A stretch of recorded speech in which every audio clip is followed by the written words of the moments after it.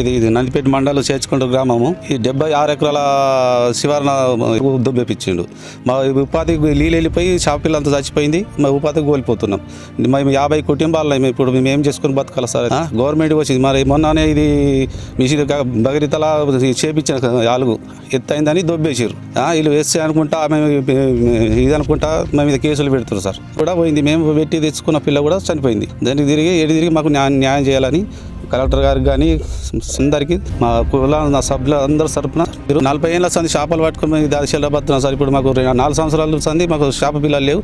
ఏమో మీ పార్టీ న్యాయం చేయాలా సార్? మీరు సార్ మాది చేసుకుంటారు నందిపేట మండలం. మాకు ఏం చేస్తున్నారంటే మొత్తం మా చేప పిల్లల్ని ఏం లేకుండా తూములు ఇవన్నీ అలుగులన్నీ మొత్తం దొబ్బేసుకుంటా మొత్తం కబ్జాకు గురి చేసి మొత్తం అచ్చకట్టు కట్టుకుంటా పొలాలు చేసుకుంటా మమ్మల్ని మొత్తం జీవనోపాధి మొత్తం కూలిపెట్టేట్లా చేసేస్తారు సార్.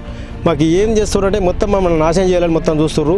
ఒక ఊరు పెద్ద మనసు విలేజ్ కమిటీ కూడా ఏం తెలుపుతలేరు. ఎందుకోసం అంటే మమ్మల్ని అస్తనేం పోయి ఎస్సీ కింద కేసులు పెట్టి తింపుతారు.